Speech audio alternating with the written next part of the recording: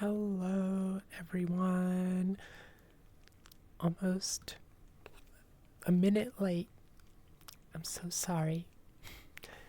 We're trying out a different view today for Fireside Creepypastas, so let me know if you like this one better or if you like our usual one.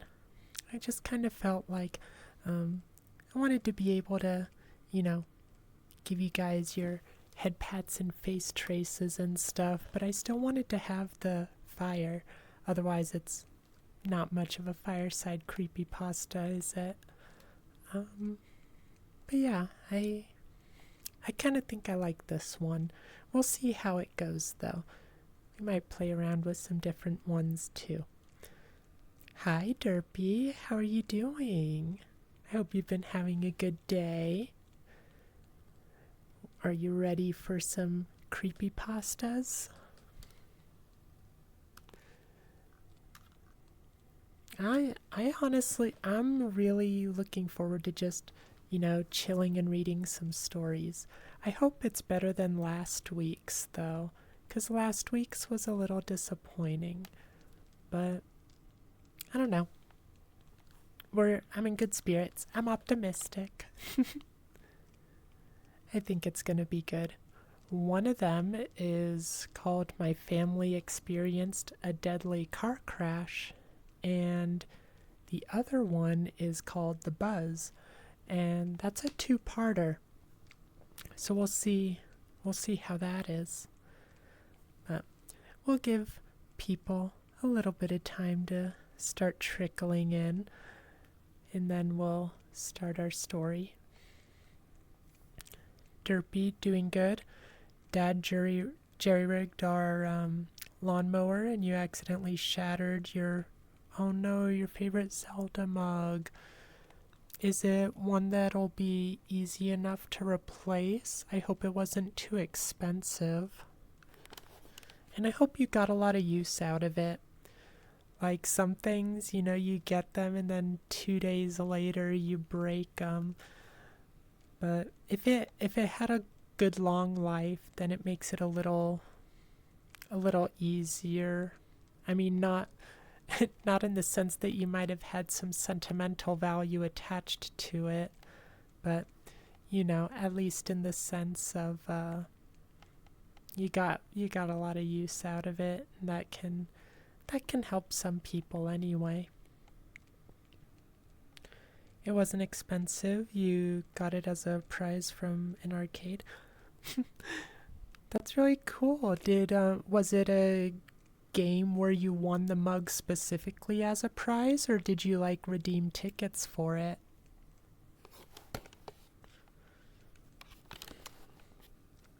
I'm gonna take a drink of water. That reminds me, I should pull up my hydrate debt so I can mark things down on it.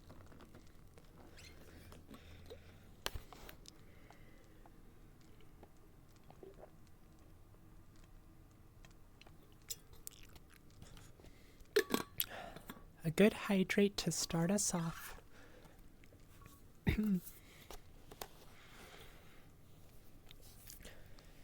No, you just managed to hit jackpot on a certain game multiple times in a row. That's really cool. I'm glad you got lucky. And I'm sorry your mug broke. That's too bad. I assume when you said shattered, it was too much to try and glue anything back together then. Right, let me pull up the hydration debt real quick. We are in stream stuff. Hydration debt, there it is. And we'll mark that down to 2. Woohoo! These last 3 are just taking forever for me to get to. Hi Blake, it's good to see you. I hope you're having a wonderful day. Have you done any more streams since the first official one you did? If so, I hope they went well. Alright, well, let's go ahead and start reading our story, and I'm sure people will trickle in as we get going. And okay, yeah, there's the author. This one is called My Family Experienced a Deadly Car Crash. So I'm sure it has a happy ending, as most creepypastas do. This one is by Icy Dice. Let's go ahead and get started.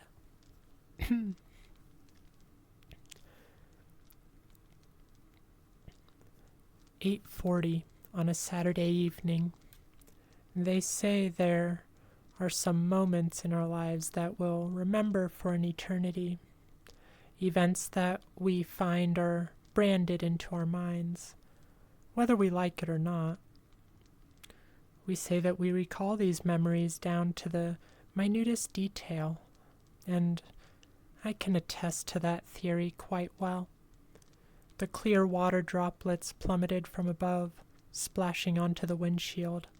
Cars traveled against the vehicle, their headlights illuminating in the rain, and the night sky contained thousands of dazzling stars above.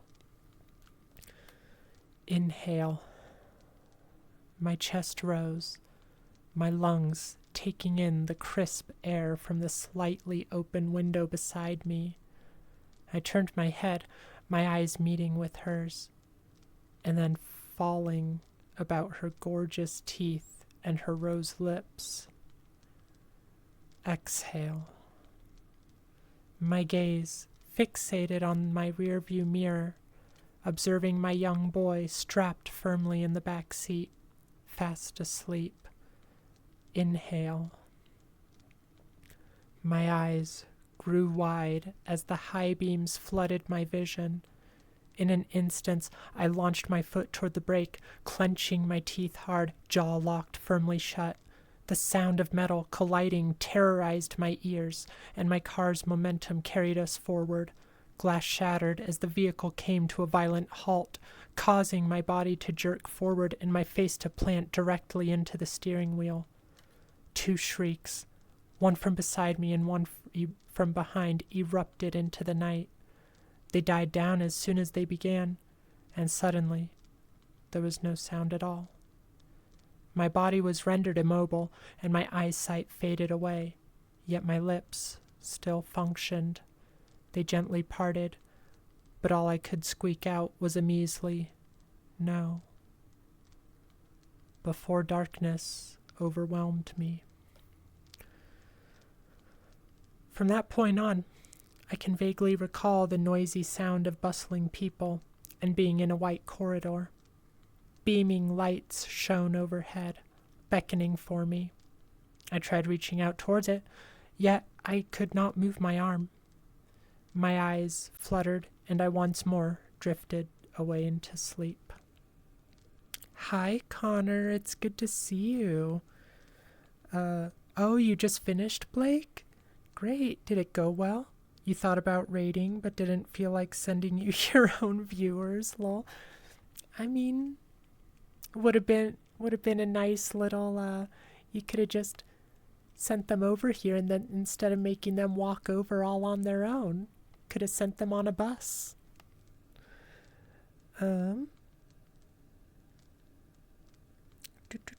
are you doing, Connor?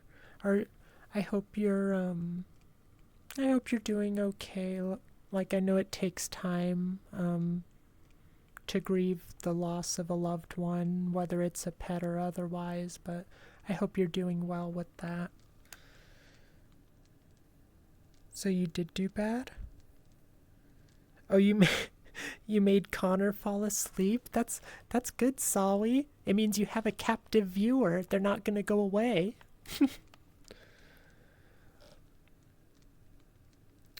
You're not a bus driver. You're a pilot. Okay, fine. You could have flown them over. Either way, you could have rated. No, I hope you had a good stream.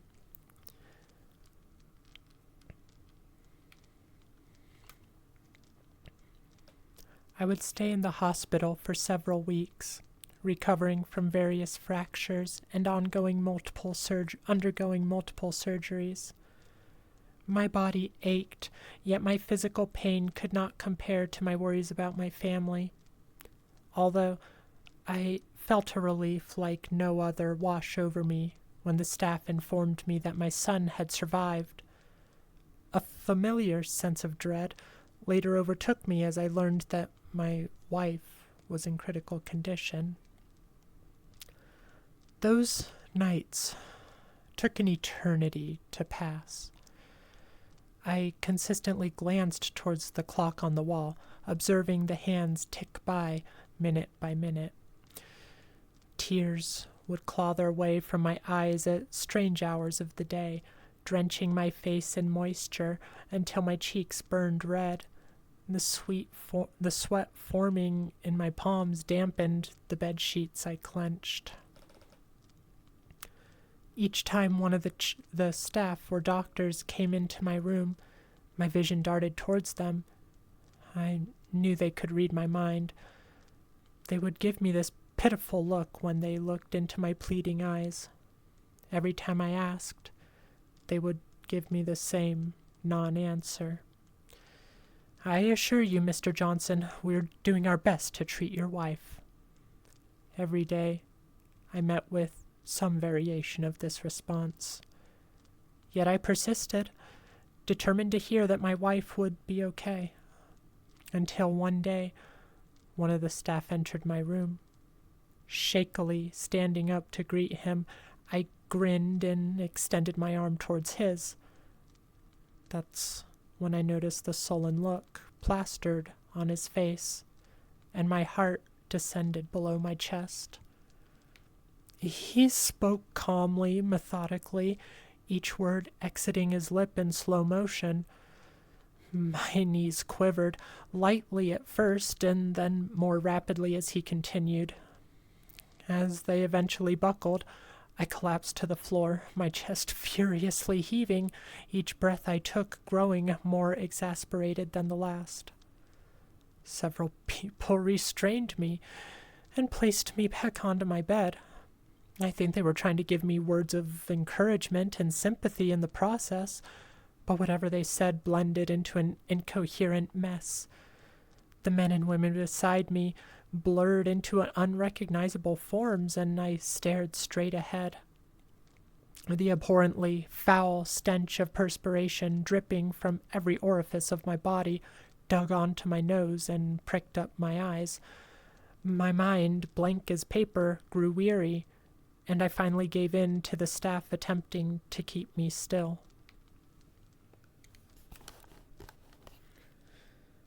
Oh, hi, Nate. It's good to see you. How's the COVID doing? Feeling any better? I don't know how long you've had it for at this point, but I hope you're not feeling as bad as you have been. By the way, you ignored my hydrate? I don't see a Oh, there it is. All right. Let's get that hydrate hydrated. Oh, wait, did I? Oh my gosh, I totally missed some I totally missed some messages. I'm sorry, you guys. Let me catch up real quick.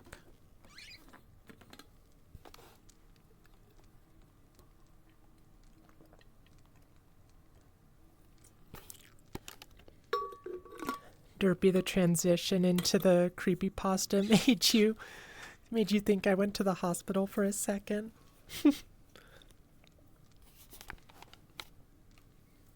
Peaked at 5 viewers. Don't think you gave your best performance. Well, I mean, if you had 5 viewers, that's a pretty good point to peak at for those early streams. But yeah, it really does make a difference how you feel about a stream if you don't personally feel like it went well for whatever reason.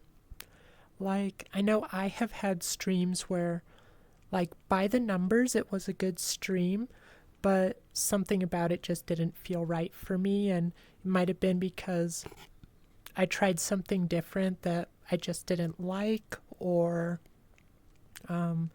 maybe just my heart wasn't in that particular stream for whatever reason. But yeah, it can be kind of hard when you just don't feel like a stream went well. So I'm sorry you'd feel that way. Oh, thank you for the stretch, Connor. Ooh, cracked my back. All right, let's stand up for a second.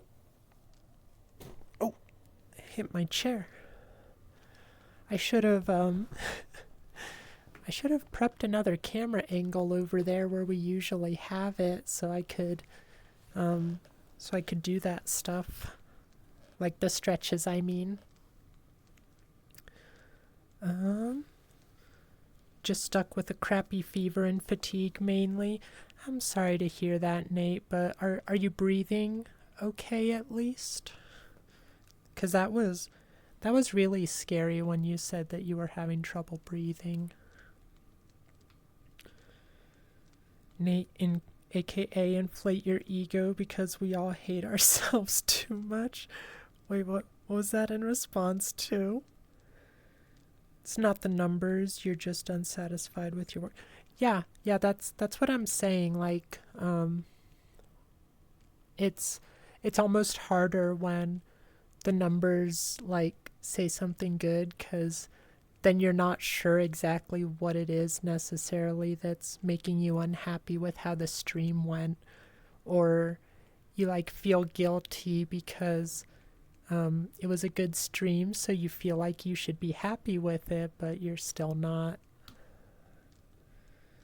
Your work was good. Thank you, Connor. I'm glad you're telling that to her. Derpy, think about it like this. Having 10 concurrent viewers on Twitch means you're in the 1% of streamers, so already peaking at 5 is pretty good. Wow, is that really true? That's kind of crazy. I mean, I guess it makes sense. There's just that many people streaming out there, and there's a lot of people who just have like 1 or even 0 streamers. So yeah, 5 streamers, it really pushes you up there. But let's go ahead and continue.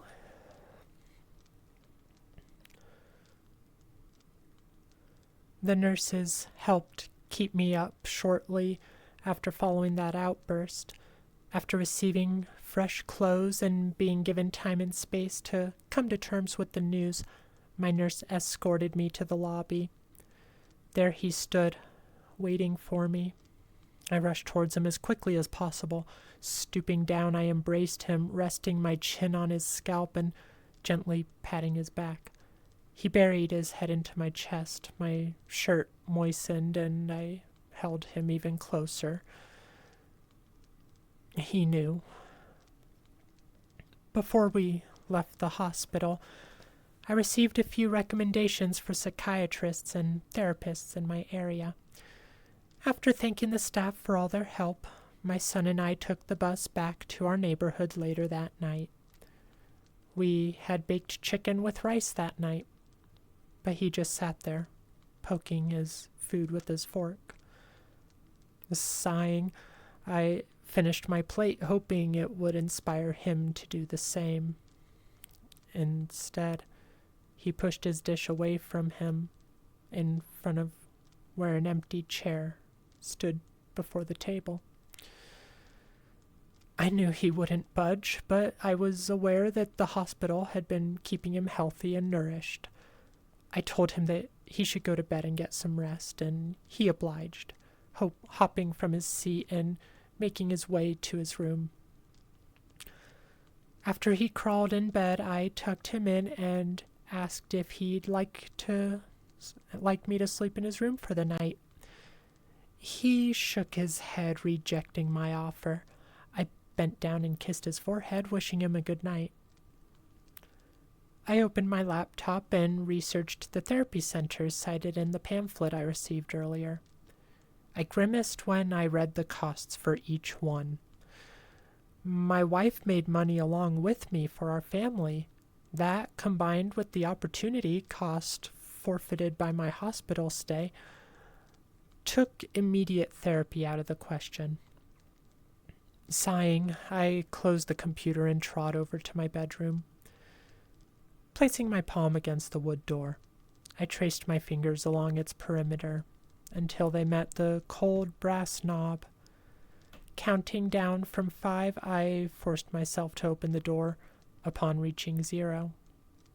I set foot into the room, flicking the light switch upward as the bulb cast its light into the dull gray walls surrounding me. I mustered the courage to set one foot in front of the other, making my way over to the oak frame of my queen-sized bed. I looked down upon the blankets before me. The bed felt so different. It felt so empty. Let me catch up on chat a bit here. You guys seem to be kind of chatty. Nate, you're mainly good. Minor issues with breathing and heart palpitations, but nothing horrid. Just feeling weak, been popping these vitamin drops like Skittles for the past few days.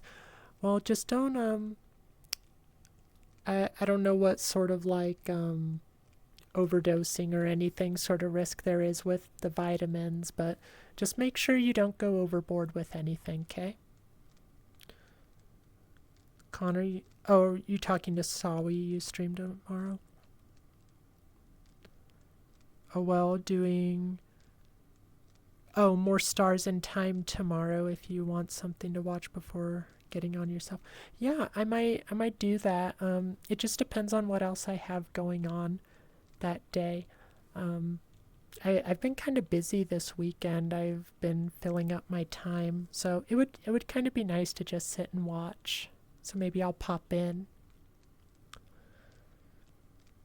Nate, you're not in any bad danger unless headaches are fatal in your world. Oh, I mean, migraines can be a real pain, but if a headache's the worst you're dealing with, then, that's pretty good. Just shortness of breath at times and occasional heart Oh, wait, did I? I totally read that already, didn't I? I'm sorry.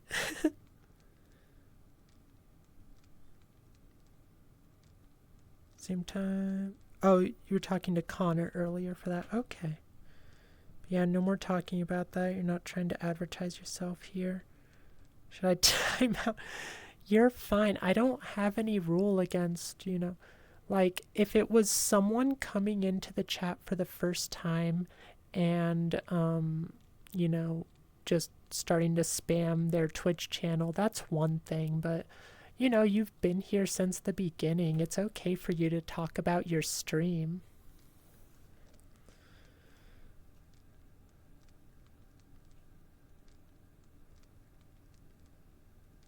So you've been wondering, why is your hair silver in the Twitch logo? Derpy, is that for me or Sawi?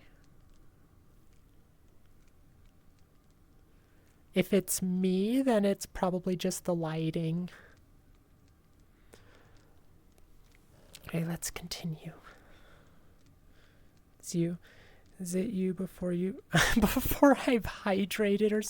No, it's not me. Oh my gosh.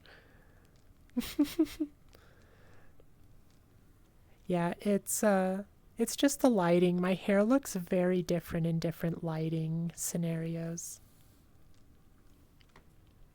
Just trying to keep my hair blue, huh?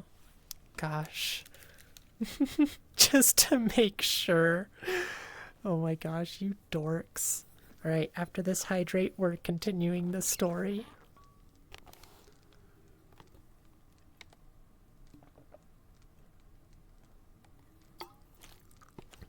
I think that's like 3 hydrates already today. No, maybe just 2. And then the third one I think might have just been me hydrating anyway.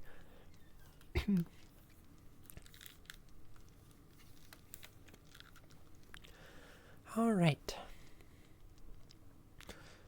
Beside the bed sat a dresser, with a picture frame placed atop it. There stood a man with his soulmate, their faces beaming with glee. Feeling the tears trickling down my cheeks, I glanced back toward the bed, realizing I was dampening the sheets while I wept. Breathing in deeply, I turned and exited the room with haste. Retreating to the living room, I laid down on the couch, and after a few hours of tossing and turning, my body finally shut down and let me rest. I didn't recognize where I was. All I knew was that pure light surrounded me, overloading my senses. My mouth opened, yet I didn't make a sound. I extended my arm, groping ahead of me for whatever surface I could find. My fingers met with a wheel. The sound of an engine roared from somewhere within the light. Tires swerved and voices shrieked. Bang! Metal tearing into metal. Incoherent, shrill cries produced from the back of the car. Was this truly happening again? My head jerked forward with the momentum of the vehicle. The commotion ceased as suddenly as it arrived, leaving me in a state of disarray. The cold night air seeped in through the shattered window, erecting the hairs on my arm. Everything was still. It was a dream. I knew it was a dream. So why could I so vividly sense the beads of sweat trickling down my arms and pooling around my knuckles? How is it that a figment of my subconscious mind was able to perfectly replicate the texture of the leather-coated steering wheel which I so desperately clung to? Internally, I knew that what would greet me if I were to shift my gaze to the right. Then I felt it. The round object slumped against my shoulder, the messy strands of hair against my arm, the warm liquid droplets falling and splashing against my hand. I couldn't even form a coherent thought before my attention shifted to the sudden weight pressed against my left shoulder. 5 slender fingers held me in their grip. My head spun around in the opposite direction to observe who was touching me. Upon doing so, my gaze was met with an arm reaching through the shattered window. I tilted my head up, and before me stood a man. He stood tall, adorned with black jeans and a gray dress suit. His frame was much too small for his clothes. He appeared fragile. The skin of his arms seemed to loosely stretch over the bone underneath. It was as if he would disintegrate if even the slightest force were applied to him. Despite the situation around me, my body eased into the seat. I felt a sensation of relief wash over me. He carried an unexplainable aura of familiarity around him. Even despite his malnourished frame, even despite his lanky stature, even despite his face appearing to have been blurred out of existence entirely, I did not fear him. It almost depressed me that my encounter with him was brief. As I awoke before my eyes scanned what should have been his face, it all happened so fast. I placed my hand on my left shoulder, running my fingertips along its surface. The imprint that would have been left by the man was not there. Of course, it wasn't. It was just a nightmare after all. I can't say for certain I understand what I dreamt of that night. It all felt so real. I didn't recognize the man I encountered either, so how could I possibly have felt such an intrinsic connection between him and I? Although I'm not sure what to make of it, I can't help but get the sneaking suspicion that there's more to this than I'm currently comprehending. After all, A dream is said to be a gateway into the subconscious. Whatever the case may be, I'll be sure to keep you guys updated. Thank you for reading all I've had to say up to this point. I'm going to catch up on chat for a bit, and then we will move on to the update. Let's see. What do you guys... Oh, posture check. Thank you, Connor. It's so easy to slump when you're in the chair, so the posture checks are very important. All right. You guys know the drill. Back straight, shoulders back, and boobs out. Get your boobs out, fellas. Also, Beans says hi. Getting too late. Yeah, I'm glad he got to join in on your stream. I hope he had a good time, and I hope he's getting the rest he needs. I do miss seeing him as often as we used to, but it's good that he gets sleep. Nate, your purple hair looks brown at times, yeah? Can relate to the bane of bad lighting. Thank you, Nate. You understand my plight. Hi, random ghost of Beans. The soul of Beans lives on Beans. Oh my gosh, Shadow. How dare you hydrate me? Thank you. It's good to see you, Shadow. I hope you're enjoying the story.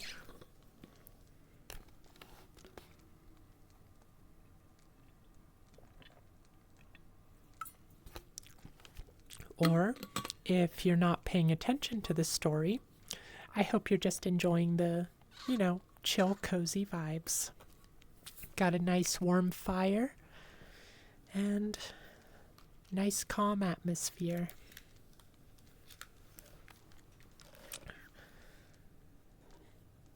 You are as much as you can. Yeah, no. You're really pushing it, Shadow. Another hydrate already.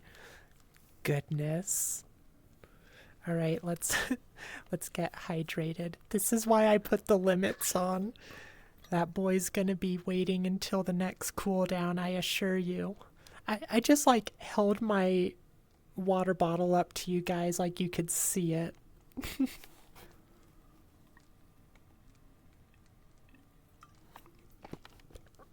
You would think that doing this for as long as I have now, I would be accustomed to how VR works. But no. Streamers are like flowers, gotta water them. Alright, I expect to see a hydrate redeem when you get affiliate, Sawi. Alright, let's move on to the update. Let's see what becomes of this dream. An update. I felt a soft tugging on my beige shirt. The small hand of my boy gripped the polyester tightly. I placed my hand on his head, gently massaging his scalp and pulling him closer to me. The funeral service had occurred just hours prior. Our family wasn't particularly social. We had a few friends and family stop by and offer their condolences to me. It was nice, but if I'm honest, it didn't make me feel any better in the slightest. Excuse me for feeling this way, but I wasn't exactly receptive to socializing at my wife's funeral. I only went out of necessity, as well as in pursuit of some form of closure. That closure never did arrive. After it was all said and done, the other attendees left, and it was just me and my son just my son and I standing before her casket all alone. I stepped forward, placing my hand on the wooden box. The casket sat on a platform, roses and candles placed near it on a table. It was a lovely setup, yet it didn't feel complete. I knew her body wasn't inside. Her mangled corpse could not be presented for an open casket funeral, so we planned on having her cremated and having her remains buried. I turned, preparing to leave. But before I could, something peculiar caught my attention. Thump. I spun around, eyeing the casket. Had I been hearing things? No, the only ones in the room were my son and I. I turned back to exit the room, only to find my boy had disappeared. Where had he gone? He couldn't have left the room. I hadn't heard any footsteps. Before I could call his name, I heard it again. Thump. I most definitely had not been imagining things. Sean, where are you, buddy? I called out, now aware of the anxiety bubbling within me. I heard no answer. Rather, the only thing I heard was a faint laugh coming from behind me, near the casket. I recognized that laugh. My breath got caught in my throat, and I spun around, facing the source of the noise. Oh my gosh, look at that little guy. He's so cute. Who caught Zero?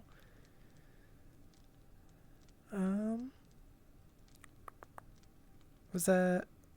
Oh, it was Connor? Did you no? Who caught Zero?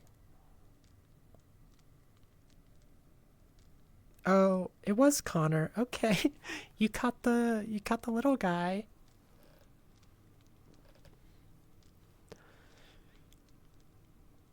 I recognized that laugh. My breath got caught in my throat and I spun around, facing the source of the noise. There she stood, her angelic presence seemingly illuminating the room. What the fuck? I uttered, staring ahead in disbelief. It was impossible. I have to be hallucinating, I muttered. Had I gone mad? I had been so wrapped up in my thoughts that I hadn't immediately noticed myself moving towards her. I extended my arms, resting them on her shoulders. Her red freckles adorned her face, having just enough opacity to be noticeable. She smiled, revealing her pearly white palette, whereupon her dimples appeared. It was her. She was standing before me in the flesh. I wanted so desperately to speak, but I could only choke on my words. She delicately placed her hand on me, the cold, smooth surface of her ring grazing my cheek. Lowering my arms to her waist, I held her against me. When gazing into her eyes, the rest of the world simply ceased to be. All that existed was her and I at that place at that time. Gently we swayed back and forth, like the leaves of a tree on a gusty autumn day. Rocking forward and backward, we held each other in our arms. Her skin was warm, and I became entrapped in her aura. My muscles relaxed, and soon enough, I was no longer conscious of our movements. My body went on autopilot as we danced to the beat of our hearts, conjoined as one. I was in heaven, for my love was alive again. I closed my eyes, smiling in contentedness. Drip. I heard a wet splash. At the same time, liquid pooled onto my hand. Its warmth juxtaposed the suddenly cold surface I felt pressed against me. My eyes sprung open. The once lively eyes of Elizabeth were now sunken and dull. Her appearance was now ghoulish, and her skin appeared to stick closely to her bones. Looking down at my hands, I saw they had been covered with blood. A large laceration covered the surface of her stomach, and the stench of charred flesh infiltrated my nostrils. I shoved her away from me and collapsed to the floor. I only had a split second to process what had happened before thick chunks of vomit erupted from my throat. I wish I had not met her gaze. Her sweet smile had transformed into a sickening grin. She dragged herself towards me, leaving a streak of blood and pus in her path. I attempted to get up and stumble away from her, but to no avail. I felt nauseous and struggled to do anything besides clumsily shuffling away. I grimaced in pain as I felt her latch onto my arm, digging her yellowish, rotten nails into my skin. She used her momentum to lunge at me, shoving me to the ground and landing on top of me. I screamed and I fought and I clawed her, desperate to get her off of me. Somehow, even though her body appeared rotten and broken, she overpowered me, scraping and clawing at my flesh, and then I felt a tug on my beige shirt. A tiny hand gripped the polyester fabric. I picked myself up from the floor and looked down at my son. He looked back up at me, a look of concern on his and fear on his face. A puddle of vomit and tears occupied the floor beside where I had collapsed. Did I imagine everything? No, I quickly realized that wasn't the most important question at this time. Had my boy witnessed what just happened? How could I have allowed myself to appear so weak in front of him? A boy is meant to see his father as a superhero, a strong man who can persevere through anything. Not only had that persona collapsed in the hospital, but it collapsed here as well. What would he think of me? Regret and dismay ran through my veins at that moment. But those feelings were interrupted as Sean embraced me with as much strength as his little arms could muster. I froze and then gently reciprocated his embrace. He had seen me collapse, seen me cry, seen me at my most vulnerable, yet when I looked upon my son comforting me when I needed it most, I didn't see a child who felt disappointment in his father. All I saw was an act of compassion. Not wanting to weep more than I already had, I let go of Sean and stood upright. He was only a child and had already suffered the loss of his mother. At such a young age, I doubted he had much understanding of the concept of death at all. But I knew for certain he missed Elizabeth, and so I knew I had to be there for him. I promised then and there that I would be strong for Sean. Let's catch up on chat for a little bit. Okay.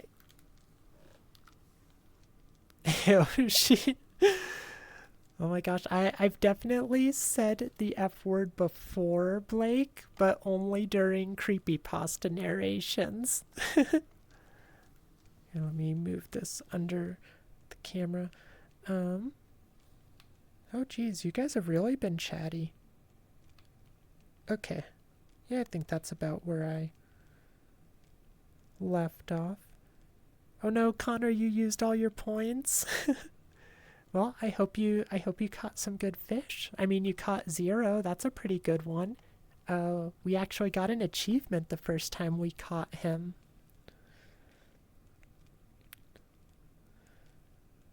Nate, tried your hand at one of them dialogues they have in your quirky little indie games. Swaps to hard cider. It's sweeter than most beers. Hits almost twice as hard. Heals 5 HP per drink in moderation. How drunk you get from your tolerance. Blake, you make me sound like some hipster. Aren't you kind of a hipster, though? I feel like you kind of have some hipster vibes, Blake. I certainly have some hipster vibes.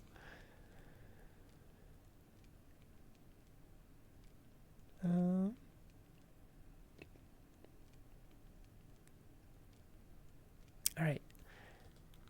That's it. Oh no! The screen is running away. How can I not have my chat with me? I need you guys. Oh my gosh, it did it again. I just got it back. Guys, keep your chat screen under control. Okay, I need to get up. Oh my gosh. Now I'm hitting my head on the table. Okay, it's coming back. I got it. I'm reeling it in, guys. Oh no, there it goes again. Okay, I think we're good. I think we're safe. I finally reeled it in. You guys may be fishing, but I'm the one with the real catch. All right. Well, that was a fiasco. Let's continue this story.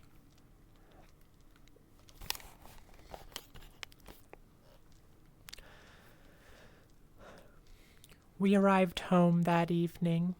I treated Sean to the best pot roast I could make and was ecstatic to see he had finally regained his appetite. I tucked him into bed soon after. I brought a chair by his bed, pulling his sheets and covers over him. The lamp by his bedside shone brightly. "You doing okay, little guy?" I inquired. He didn't respond, of course. He hadn't uttered as much as a word since the incident. I didn't understand why, but I didn't want to press him on it either.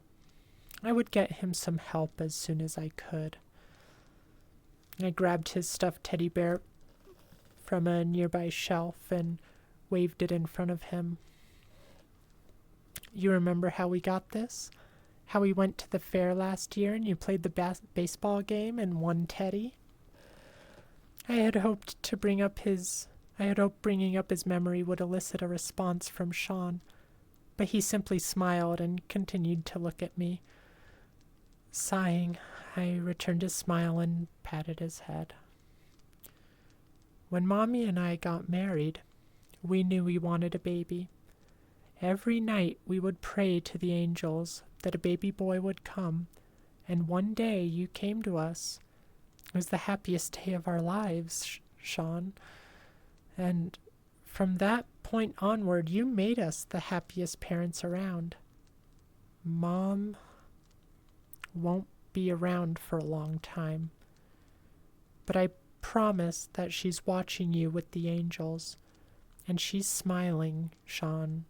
She's so, so proud of her beautiful baby boy. And so am I. We will always love you." Again, Sean's lips never parted once, yet I knew that he understood. He had to have understood. He just had to. I just wanted to hear his voice again. "Good night, Sean," I said, getting up to leave his room. Before I could, he reached out and grabbed my arm. "Oh, right. Sorry, buddy," I said, leaning over and kissing his forehead. He nodded his head in satisfaction and laid down. I turned off his lamp and closed his bedroom door. Making my way to the bathroom, I went inside and stared into the mirror. I had kept my promise to myself to stay strong for Sean, at least for tonight. I gripped the sink tightly, leaning over and peering into my reflection. What the hell had happened earlier? Could it have been related to the dream I had the other night? Why was I experiencing these disturbing visions? I had never really had to deal with mental trauma in the past, so I was unfamiliar with how to process this information. If people knew about the experiences I was having, would they think I was crazy? For the first time in my life, I felt small and out of control. I balled my hand into a fist, pounding it into the wall. That night was another sleepless one. All I could do was look up at my ceiling. Empty thoughts occupied my mind, and I couldn't make sense of what I had experienced, so I merely dismissed them as nightmares. I'll keep you guys updated on any future developments. I need an outlet to get my thoughts out. I don't want to vent to my son, so I'll type my thoughts here. Thank you for your attention. I appreciate it. Oh no, what broke? Oh, I did not break the screen. Oh my gosh. Nate counter argument. You acknowledged the fact that you were a hipster and tried to dismiss it. Therefore, you are the you are the hipster. Call me a hipster, you call me grandma. There's nothing wrong with being a grandma hipster, Blake. Own it.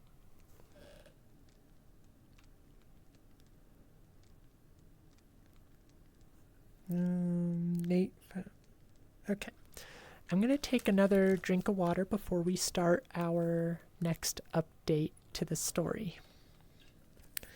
And that'll knock me down to only one left on the hydration debt.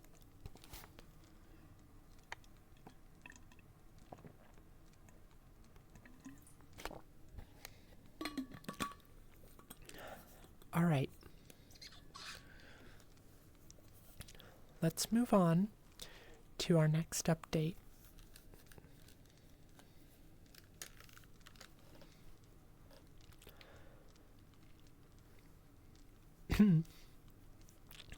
Another update. I've found it hard to eat recently. And besides the pork roast I had with Sean, I haven't had much of an appetite for anything. I've lost quite a bit of weight, evident by my rapidly thinning frame. I haven't been sleeping well, either. Despite this, I've been giving my best efforts to stay strong. I truly believe Sean and I will get through this. When Sean fell asleep during the evening, I decided for the first time in a while to try driving again. I had been walking or using public transport to get from place to place, but I knew that I couldn't just avoid driving forever. We had taken Liz's car that night, so I was able to use mine. I went out to the driveway and entered my vehicle. I put the keys into the ignition, slowly turning it until I could hear the hum of the engine. Taking a deep breath, I shifted the gear into reverse and backed out of the driveway. Deciding I would get off to a slow start, I drove through my neighborhood streets at a low speed. The car methodically made its way down the road, and I eased up a little. I was getting comfortable driving again, mustering up a little more courage. I turned onto a public road so I could practice driving among other vehicles again. My hands started to tremble, so I gripped the wheel tightly. I turned on my hazard lights. I needed to pace myself and keep my cool. I applied a little pressure to the accelerator. My body stiffened as the car picked up speed, and I responded by slowing my breathing. Doing so allowed me to loosen my body, and I pressed down on the accelerator even harder. I lowered the windows and felt the wind blow against my face. Horns beeped all around me. The noise of chattering pedestrians and restaurant music was omnipresent. I remembered the feeling of driving down the road at night in my car, the way the breeze flowed through my hair, the way the paved roads felt underneath my tire. As I looked in my rearview mirror, I almost thought my eyes were betraying me. I was smiling. Not just a smirk, but a full-on grin. I released my grip on the wheel and simply drove. For miles I traveled, not having a care in the world. Oh, how I missed cruising along towards the horizon. That liberating feeling coating me in pure bliss. As darkness enveloped the environment, I flicked on my headlights. Peering into the night sky, I saw the millions of stars sparkling above. Momentarily pausing to appreciate the serene view, my attention was drawn to an alternative source of light ahead of me. The headlights of another vehicle rapidly approached. I defaulted back to clutching the wheel. Those lights, they flooded my vision just as memories flooded my mind. Remembering to be calm, I once more inhaled a surplus of oxygen, letting it stir in my stomach before a prolonged exhale exited my nose. For a moment, the light covered my entire vehicle. In a split second, it was over. I observed my rearview mirror once more, watching the car travel down the road behind me. Pulling onto the shoulder, I put the car in park and leaned back into the seat. I let out an audible sigh of relief, followed by a single sentence. I did it. Returning home later that night, I quietly entered my house and went to check on Sean. His door opened with a slight creak, and I made it my way over to his bedside. I turned on his lamp only to find the covers of an empty bed pulled to the side. Confused, I exited the room and called out his name. There was no response. The door had been locked when I arrived, so I knew he had to be in the house. I checked the kitchen and the dining room before making my way into the hallway. The walls were coated in a darkness as black as tar, except for the very end of the hall. There stood the door to my bedroom, the glow of light outlining its perimeter. I approached it, placing my hand on the doorknob and entering the room. There sat my son on my bed.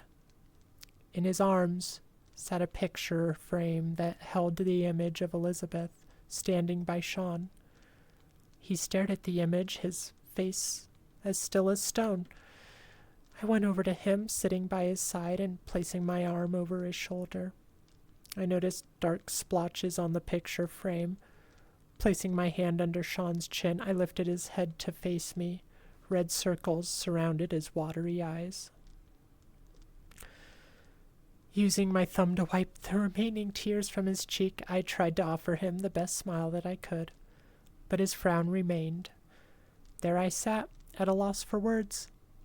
My gaze lowered and focused on the picture in the frame. Placing my hand on his, we sat in silence and viewed the photo together. Eventually, I broke the silence, realizing just how late it was. "Hey, buddy. Let's head to bed, okay?" Sean gave me a head nod and rose, traversing the corridors of the house to his room. I tucked him in, as per usual, before retreating to my bed. I picked up the picture frame and held it in my hand. Elizabeth was as beautiful as ever, and for the first time in ages, viewing her did not cause me distress or pain. Rather, I felt a sense of acceptance. I recalled what I had told Sean about her watching over him with the rest of the angels. I thought I had said it to ease his mind. I, too, had begun to tell myself the same thing, that somewhere out in the universe, my Liz was watching, hoping for the best for me. I glanced at the image of Sean standing by his mother. He had the purest grin on his face, one that could melt my heart 1,000 times over. I knew he did because I remembered taking that photo, yet that was not how he appeared now. In his place stood a different Sean, a Sean without the grin, without the energetic and hopeful eyes, rather one with deep gashes and bruises embedded onto his flesh, one whose limbs appeared contorted into unnatural positions. In the blink of an eye, his happy demeanor changed into one of shock and terror. Taken aback, I dropped the photo and rushed back into Sean's room. I burst through the door only to find him peacefully asleep in his bed. He was there, alive in one piece. I saw him with my own 2 eyes. Making my way back to my bedroom, I scooped up the picture frame and gazed upon it once more. There he stood, looking perfectly happy. Rubbing my eyes in hopes to clear my vision, I viewed the image again, hoping to confirm that what I saw was real. The photo remained unchanged, still showing Sean as the gleeful little boy I knew him to be. I put the photo away and climbed into bed, pulling the covers over my body. Sinking my head into my pillow, I closed my eyes. Although it took a few hours, I finally drifted off into a deep slumber. The following day, I woke up early. Entering the kitchen for a glass of water, the sound of footsteps caught my attention. They were heading down the hallway which leads to Sean's room. Figuring Sean had woken up, I followed them down the hallway when I saw his bedroom door ajar. Inside, I found my boy sitting beside the being from my dream all those nights ago. There he was in his slick gray suit. He appeared as malnourished as ever, his thin frame giving him a feeble look. His face remained blurred, so much so that I could not discern any of his features. I watched as he extended his bony fingers towards my son, laying them atop his head. He brushed Sean's hair with his hand. Neither one of them faced me, and despite the circumstances, I did not feel fear for my safety. Or Sean's. I walked toward the creature, attempting to touch it. Mere centimeters before the tips of my fingers grazed its figure, my body lunged forward, my forehead drenched in sweat. I observed my surroundings, realizing I had not yet left my bed. I decided to put the picture frame away in my closet for the time being. The thing freaks me out, and after that dream and what I would assume was my hallucination yesterday, I can't bear to view it. Once again, I'll be sure to keep you all updated on future updates. I cannot express my gratitude enough to all of you. Truly, thank you. Right, let's catch up on chat a little more, and then we'll move on to the final update. I think we're going to have to take a bathroom break after this final update. Too many hydrates already. Oh, and we've got more. I need to catch up. Okay, let's see.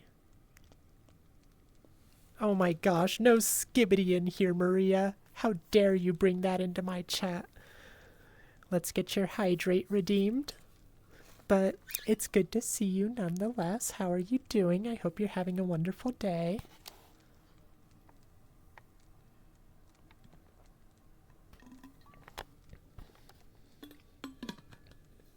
Clash of the generations here, eh?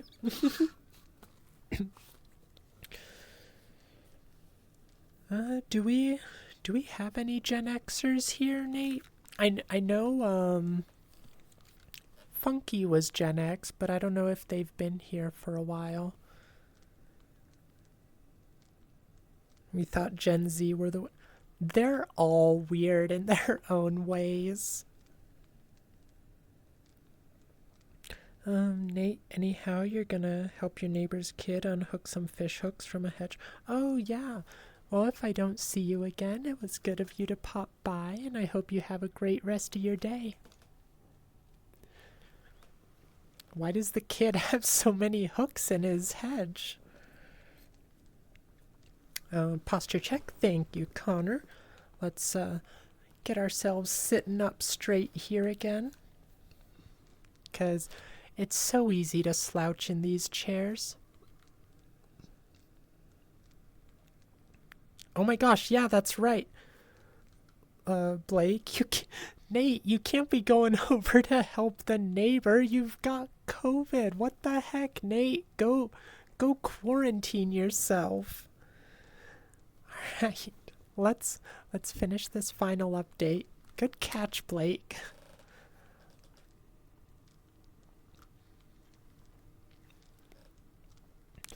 A final update. Sean, I need you to speak to me. I must have uttered several variations of that phrase for at least half an hour. Please, buddy, you can talk to me, okay? I promise you can talk to Papa. No matter how many times I repeated these words to him, he simply wouldn't answer. I desperately needed to know that he could speak. I needed to know that he was real. The truth is, the constant barrage of delusions had taken a toll on my psyche. Distinguishing between what was real and what was merely a figment of my imagination had become difficult. I had to know Sean was real. I wanted to believe he was, and I would know he was real if only he could speak. Could he not see the anguish in my eyes? Why wouldn't he just utter a single word? I gripped his shoulders tightly, begging him to even part his lips once. He never obliged my only wish. No amount of bribery or pleading could elicit a response from him. All he did was grab my arm, turn towards his room, and march towards it. As I followed him, an overbearing sense of dread began to brew within me. I felt my heart intensely pounding in my throat as we entered the room together. There the entity sat. My head hung low as Sean released me from his grasp and trekked towards the being ahead. I too approached it, once again attempting to touch the thing, preparing to suddenly awake from what I had assumed was another nightmare. I placed my hand on the figure, only I didn't wake in my bedroom once again. Instead, it too placed its hand on me, and we felt each other's papery frames.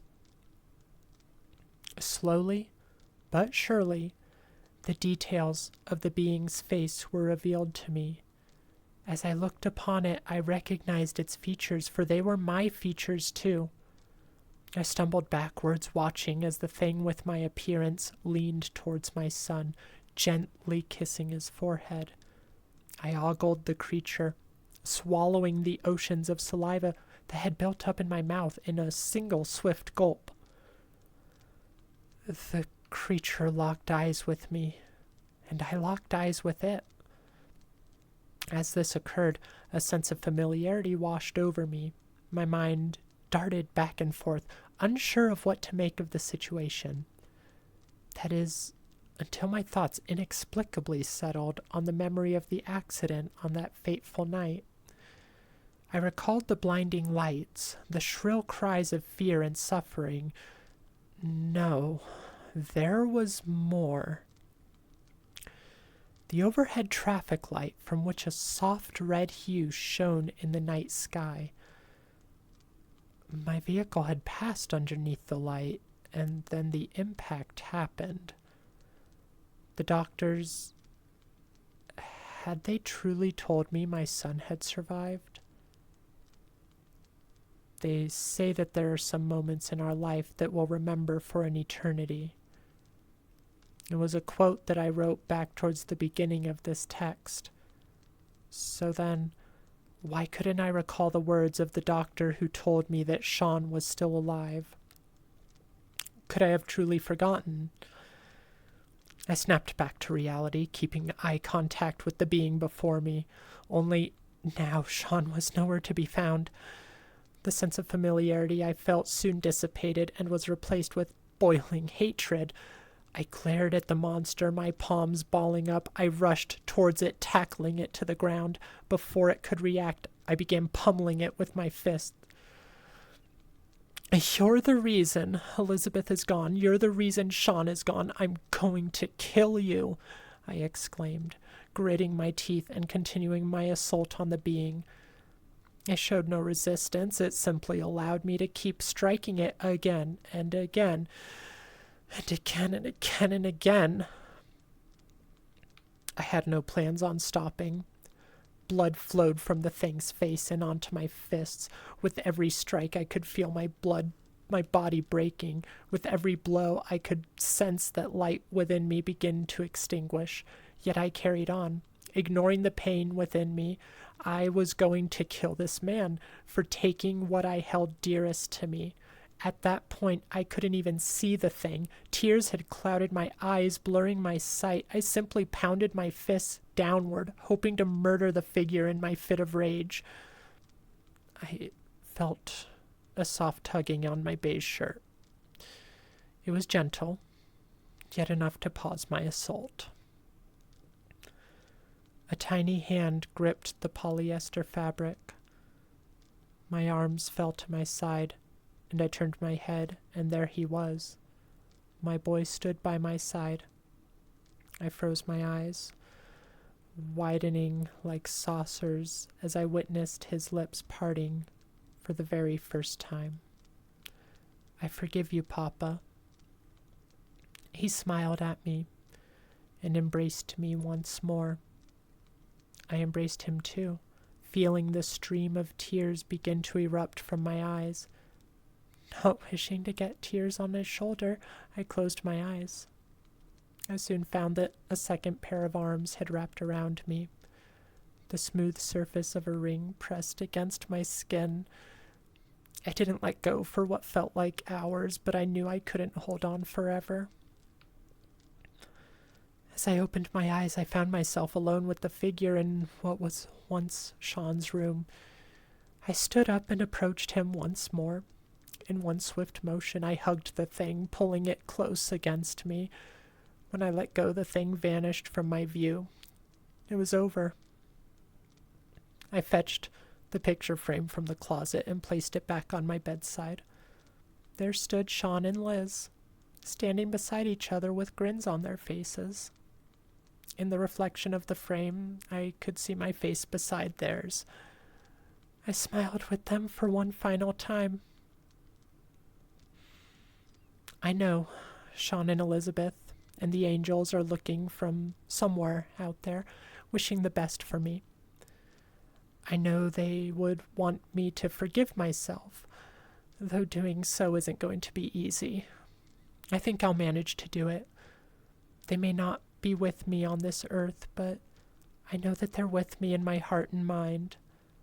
Thank you all for reading my account.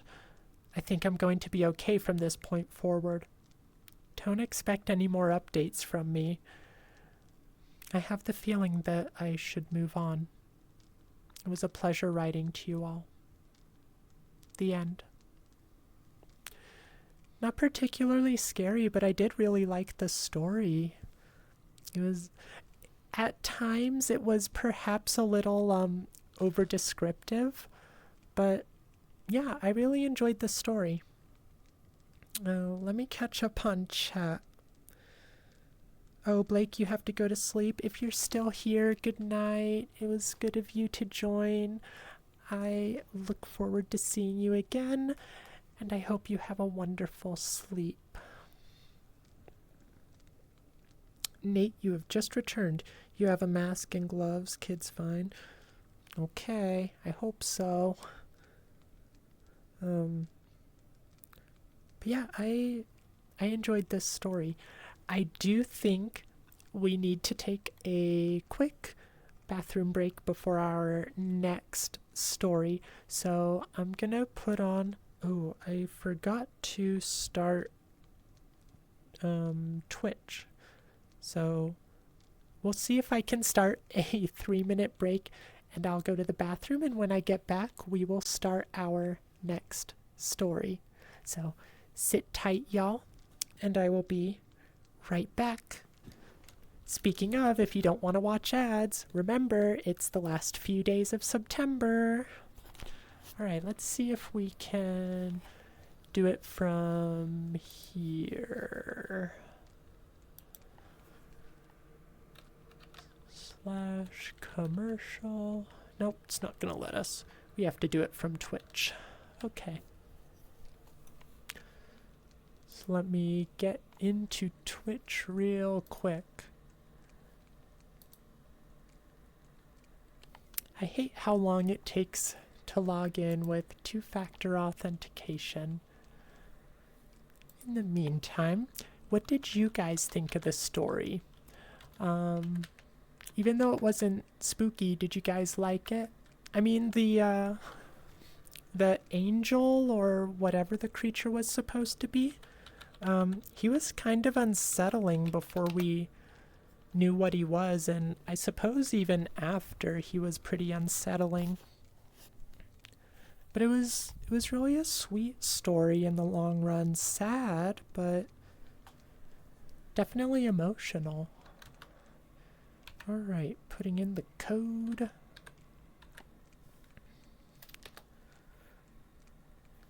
Okay, we are in Twitch now, so I can run our quick break. And we can get back into what's it called? Into the oh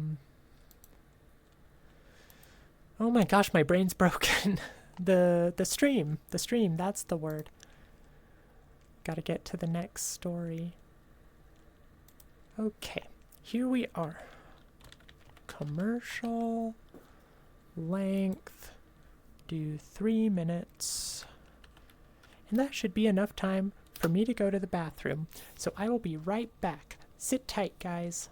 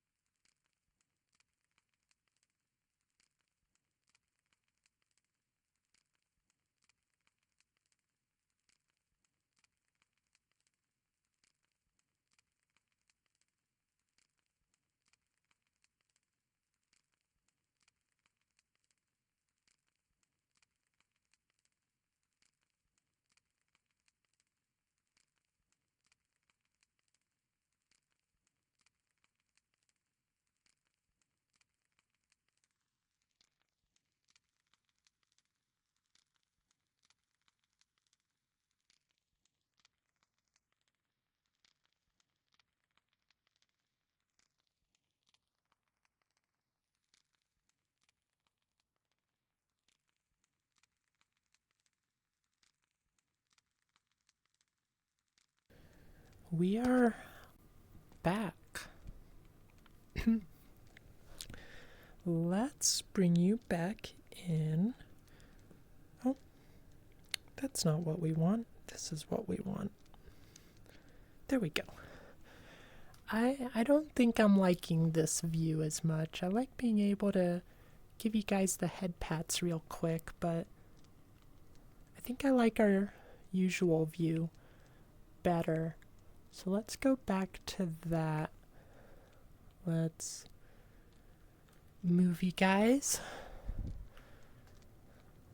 over here. Oh yeah, I have the auto level on, that's why. There we go. It's our tried and true format. Let's anchor you guys there.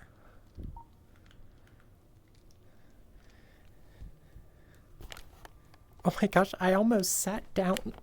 Oh geez. I almost sat down in midair. That would not have been good.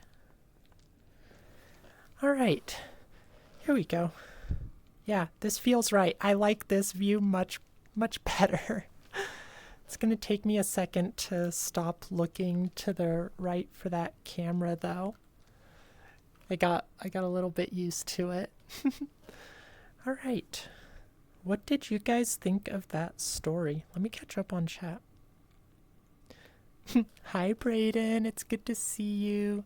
Here, let me get a second pin so I can bring you guys closer when I need to. Oh, we need to turn on that smoothing so we don't make you guys sick. There we go. Alright, how are you doing? This feels right. that other view, it was okay, I suppose, but this is the way it's supposed to be. Alright. Brayden, coming in here with a hydrate. You come into my stream and start forcing me to hydrate? How could you?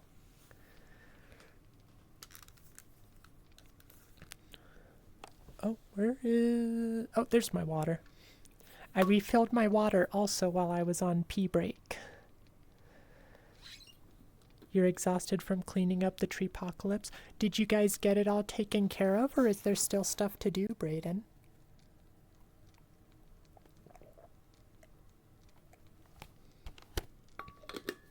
Oh my gosh. I went down the wrong pipe. Oh my gosh, it's recommending another story that I haven't read in forever. Bob. You know, I was gonna read one called The Buzz, but I kind of want to read Bob now. Oh my gosh, hi Sai, how are you doing? Are you having a good day? I certainly hope so. We just finished our first creepypasta, and unfortunately it wasn't very spooky, but it was definitely entertaining. At least I enjoyed it. You know what? How long is Bob? Oh, there's 2 parts? Is there a Bob part 2? Another perspective on Bob? Okay, you know what? We're not reading The Buzz. We're reading Bob. Because I want to read Bob again. It's been years. Oh my gosh, I can't believe I forgot about it. Okay, and this one does have a picture, so let me show you the picture yet, and it is censored. But this is our picture of Bob. So we're going to read about this guy, okay? I hope this sufficiently interests you, because it certainly did me when I originally found it. Gosh, back in college or something, I think is when I read this. How was the car crash story, Brayden? You were really looking forward to that one? I recommend going back and watching the VOD or reading it yourself, because I enjoyed it. It wasn't really spooky, but it was kind of sweet and sad, and I don't know, I liked it. Maybe it just like hit some, you know, little piece of me or something that just resonated. But no arms? Yeah, no arms. You're new to Bob? Yeah, I suspect a lot of people watching are. I don't know how. I think he used to be a pretty popular creepypasta, but I don't know how well known he is these days. Looks like if Leonardo da Vinci drew it at a level of a pre-K. I mean, that's pretty terrifying for a pre-K student, Brayden. But yeah, let's hop into the story. Let's get you guys back in VR chat. And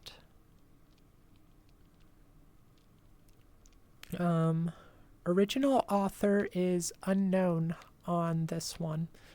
Let's send you back over so you can see the fire.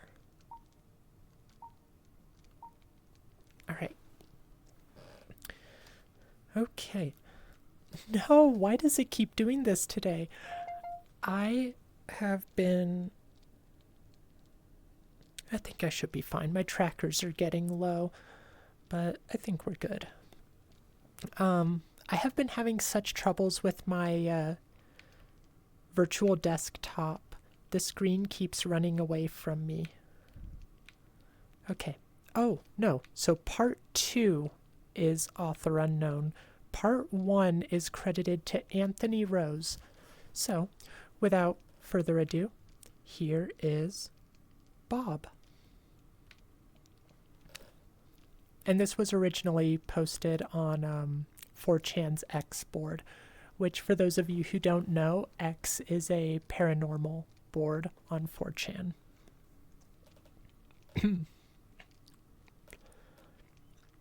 Bob. Andrew woke up with a start. He knew what had happened and his heart sank. The sound of shattering downstairs did the same to his nerves. It had come. After weeks of watching and stalking him, the creature had finally decided to break in. The patio doors, made completely of glass, provided it with the perfect entrance. Andrew lay there in bed, in the blackness, illuminated only by the small amount of light the moon provided through the space between the curtains. He listened for the creature to see if it was inside, secretly praying that everything would be silent. The terrifying cracking of glass under its feet confirmed his worst fear. It had finally made its way into his home. With this crushing realization, Andrew, now shaking, grabbed his titanium baseball bat and crept downstairs, deeper into the darkness.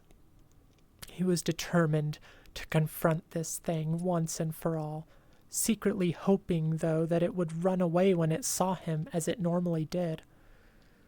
Andrew stood at the bottom of the stairs, listening again.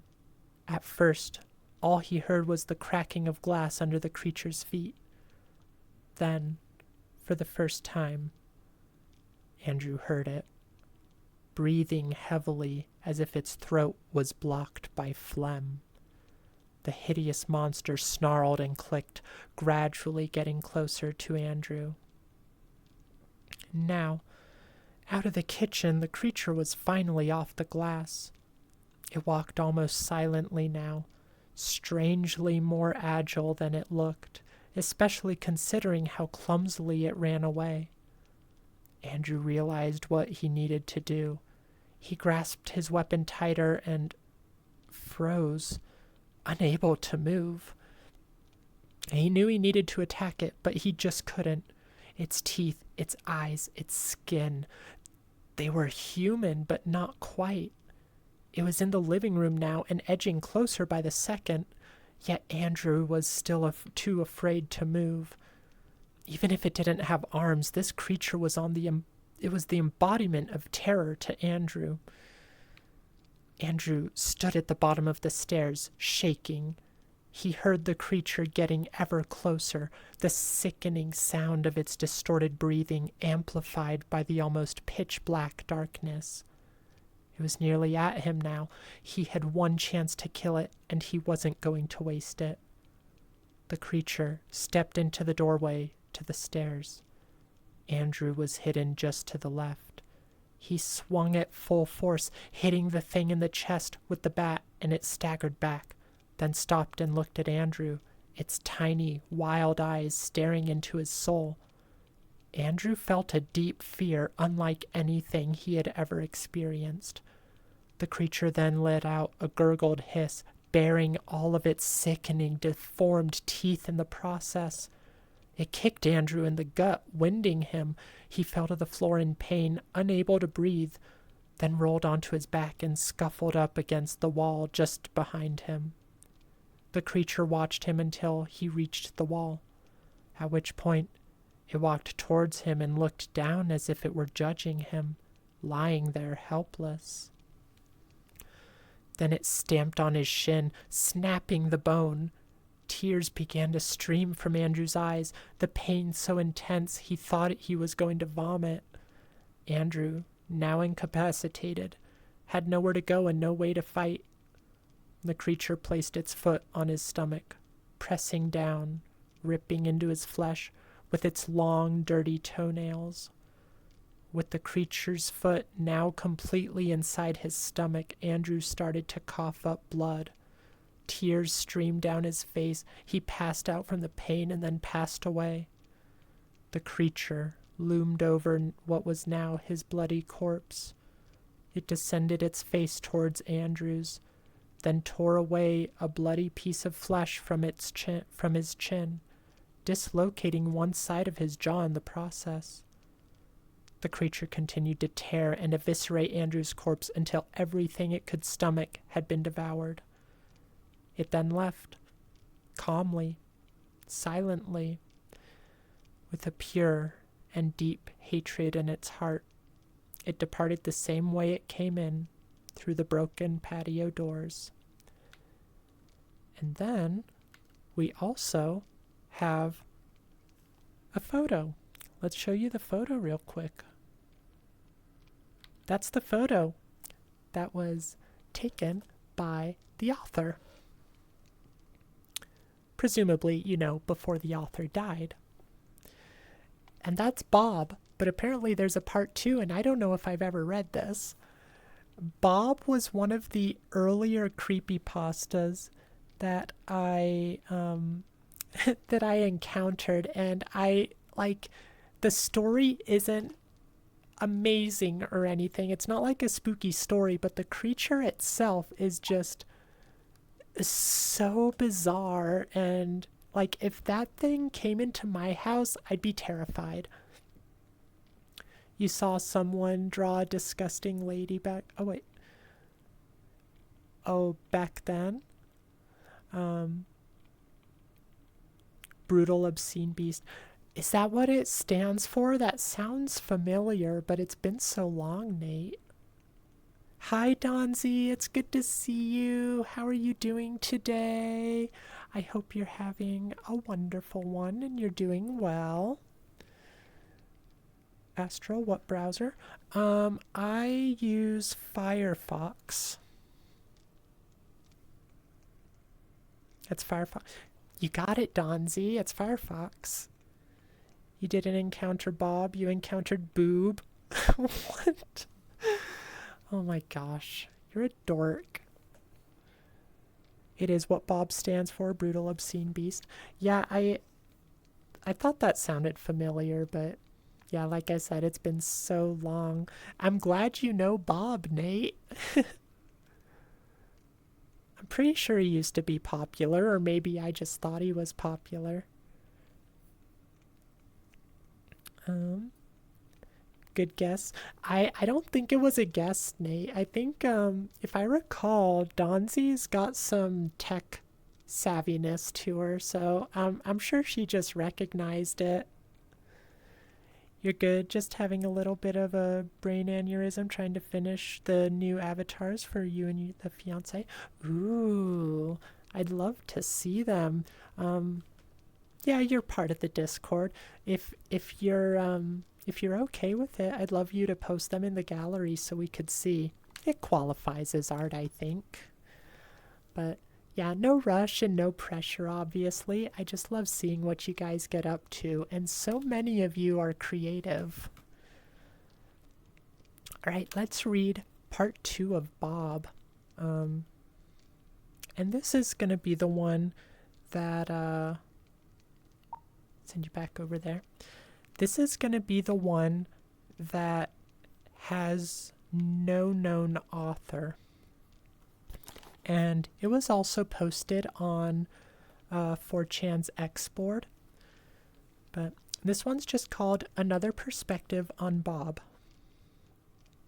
And it's a little longer. But we should be okay on time. Posture check. Thank you, Connor. You know too much internet horror than you'd like to admit, Nate. I don't think there's anything wrong with it, so admit away. Let's get our back straight. Boobs out. Y'all know the drill. Donzi, you'll post a screenshot in a little bit of hers. Yeah, like I said, no rush or anything. I'd just love to see it. And I hope you I hope you get past whatever's giving you trouble with it too. I know nothing about avatar making, so I wish I could offer some, words of advice or something, but I'm sure you'll figure it out. Oh, you know what? Another hydrate before we start another perspective on Bob. And with this one, this should clear my hydrate debt. Cheers.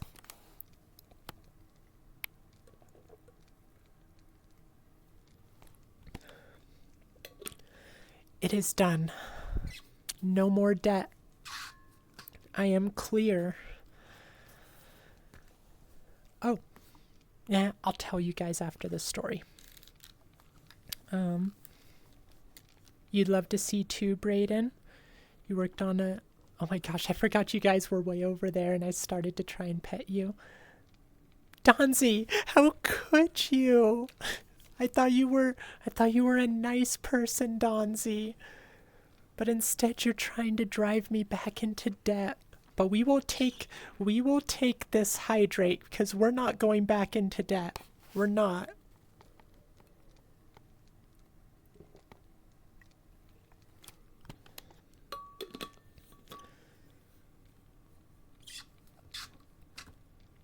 But it's funny. Okay, that's very fair, Donzi. I can't argue with that. It is funny. Connor, another posture check. You guys are ridiculous. Is it because I didn't say the full thing? Alright. Back straight, shoulders back, boobs out. That's our perfect posture. Alright.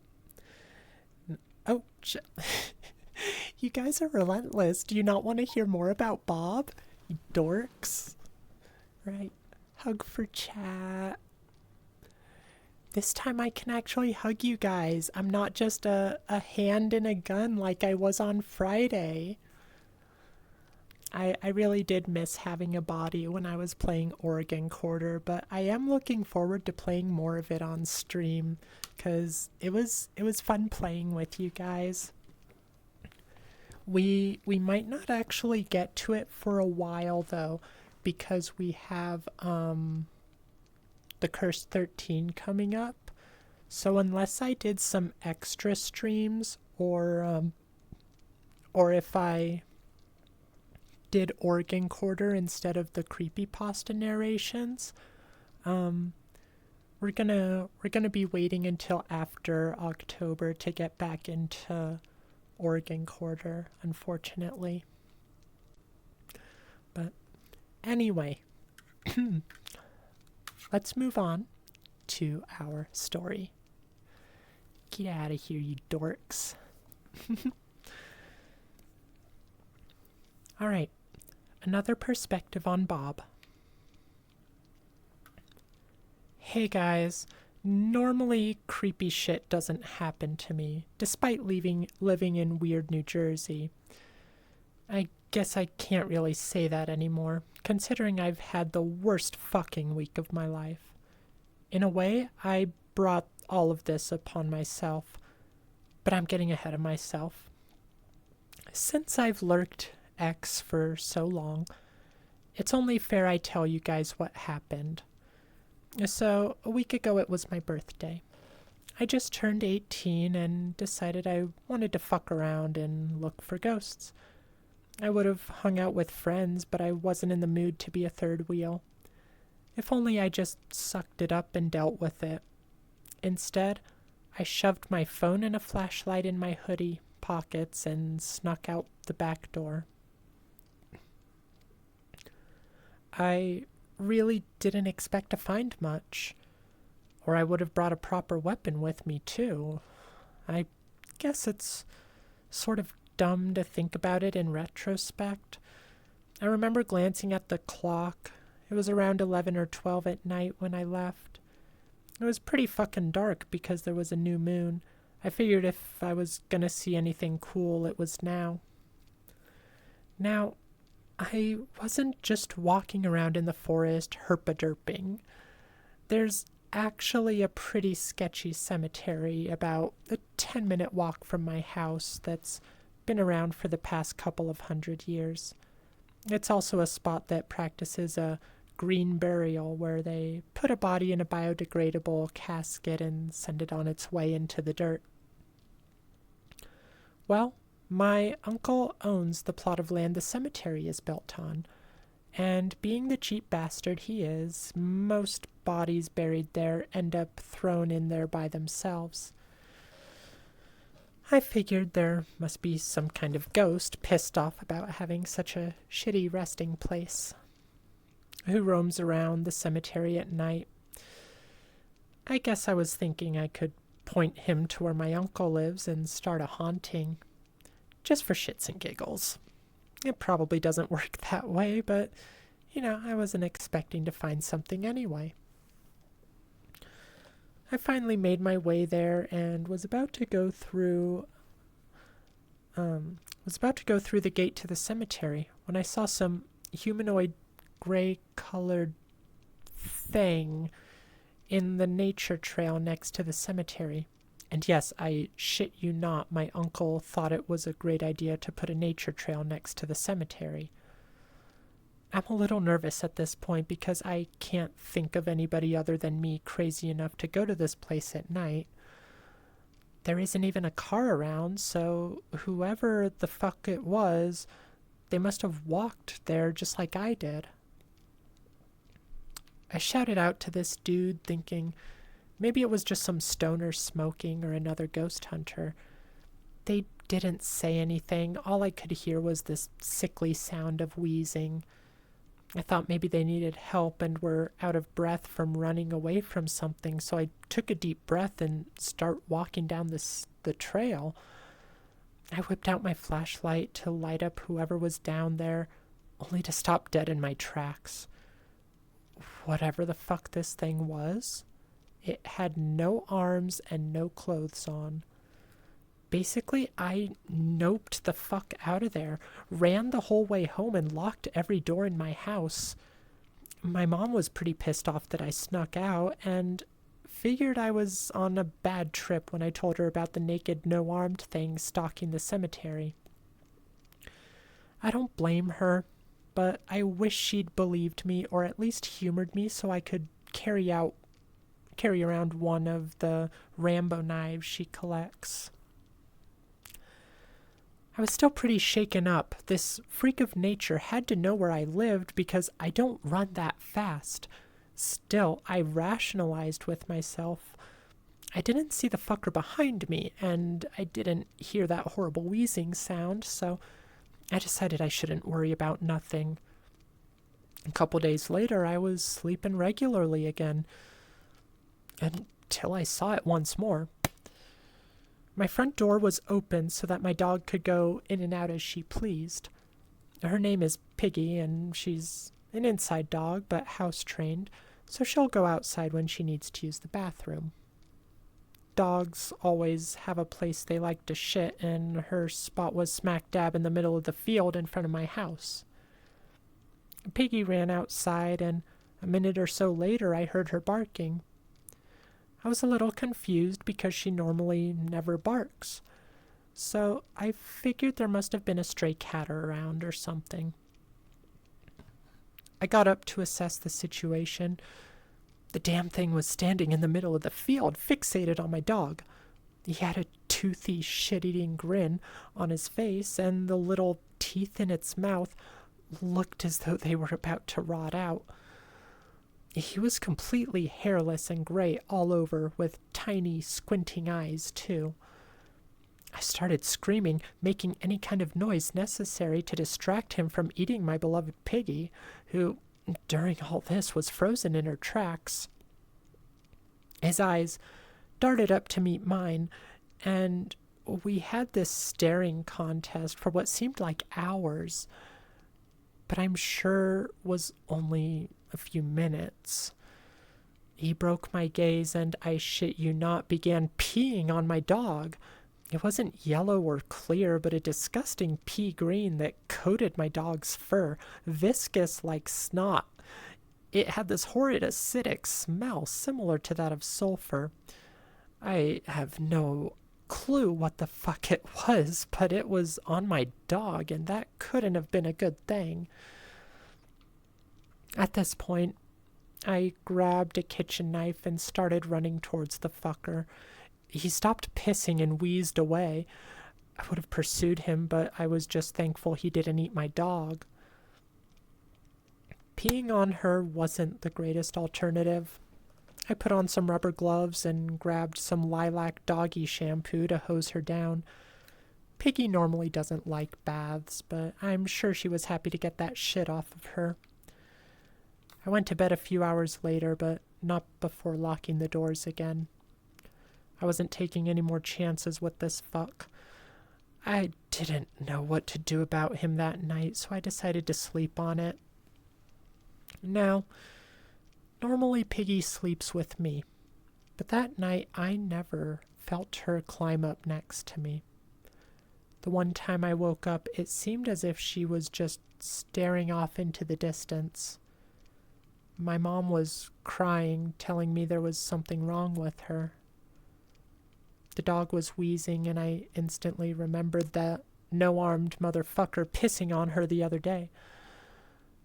But I shook it from my memory pretty quickly to tend to my dog.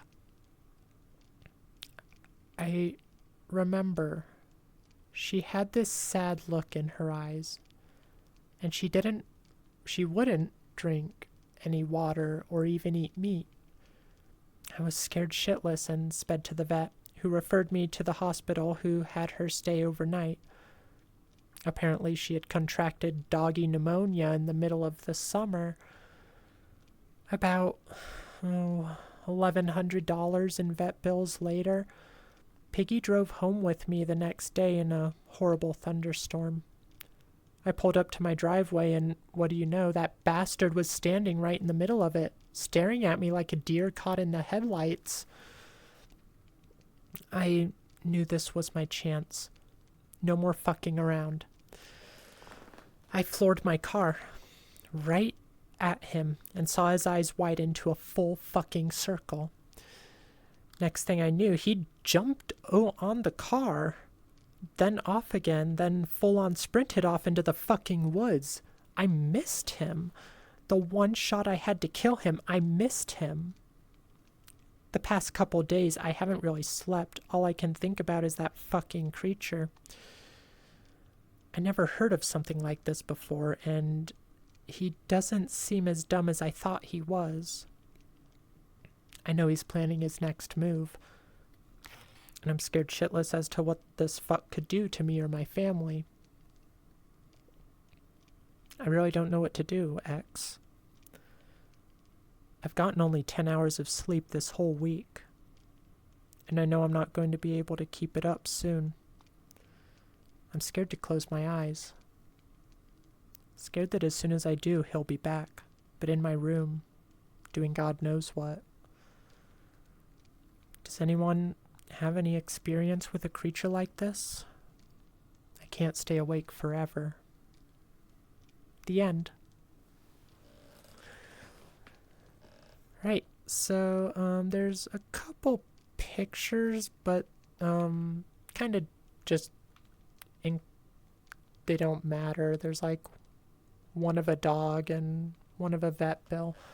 But yeah, I do remember actually reading that story. I didn't remember that there was a second one, but once we started reading it, I do remember it now. Let me catch up on chat. The first thing I see is Brayden quoting me from reading the story. Okay. Was pretty effing dark, herpy-derping.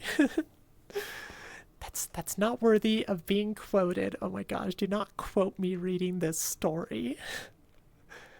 That a typo or an improv? Neon dog, bring it to a rave. Mind control P. Nate Conspiracy Theory Hour. Invest in a gun. Honestly, if you see something like that, investing in a gun seems like a pretty good idea. Okay, you posted a screenshot. I'm gonna make sure I check it out after stream. Thank you, Donzi. Okay, what time do we have? We have like 10 minutes. I wonder if there's a short story we could read. Otherwise, I suppose we could just, you know what, probably just chilling and catching up with you guys. I think that's probably the best way to go now, since we just have the 10 minutes. But what did you guys think of Bob? He's very, very odd. I think he qualifies as like a meme creepypasta, but he's still terrifying. Like, you see something like that, he's so bizarre, but that's gonna freak you out. Nate, you mean you have the melee weapon of choice in your home, a gumball machine, so you're just gonna... How heavy is that, Nate? I imagine a gumball machine would be like a little unwieldy, but I don't know, maybe they're lighter than they look. You loved it, Brayden? Honestly, that doesn't surprise me. It kind of seems like something you'd enjoy. Like, it's just out there enough. But yeah, you probably enjoy it for the same reasons I did. It's just so bizarre. Gosh, that made me really happy to find. That brought back so much nostalgia for creepypastas. Like, you know, back in the Candle Cove days, and like Lavender Town and Suicide Mouse.avi. Like, all that stuff was great. Like, it was schlocky, but some good stories. It seems like creepypastas these days are less about the copypasta side of things, and now they're like people trying to break into horror short stories, and we get all these like big long multi-part stories, which is fine. Like, there's some very well written ones, but I miss the stories that just got circulated and were supposed to feel like someone was actually giving an account or something. Those were great. Brayden, Nate has Benson from regular show to swing around. Absolutely. Not as heavy as you think. Let you weigh it real quick. Yeah, I'd be really interested. You liked it too, Connor? I'm glad you liked it. It was an unexpected find. Gosh, I couldn't get the words out. It looks like the second story was originally posted in July of 2011. Oh wait, no, this is the first one. The first one was posted in July of 2011. So, yeah, I would have been in college when this came out. And then the second one... Oh, the second one was the same day. I wonder if it was actually the same author. Or like, you know, some friend of theirs.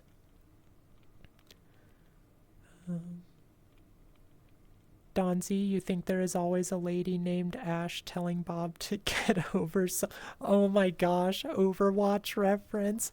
I only picked up on that because Dram made me play some Overwatch. She used to be very into it. She doesn't really play it now though.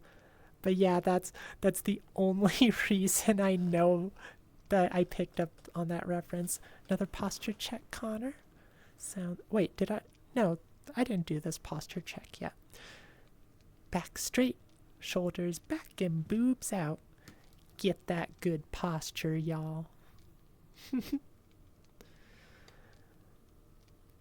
Yeah, gosh, you guys made me really happy with this stream. Well, I mean, I guess you guys didn't have any control on finding Bob, but I'm glad you liked Bob, because for a long time that was one of my favorite creepypastas. Bob, do something. Yeah. Every time I hear that line from Overwatch now, I'm gonna picture this Bob going out and just going out and pissing on the other characters. That's a game I want to see. Derpy, do something. Oh my gosh, this this bot's name is Feline Turd. They're really classing up these bots. Wow, that's a unique bot. Right, Dauncey? Like, it was. I didn't even give it, like, a second.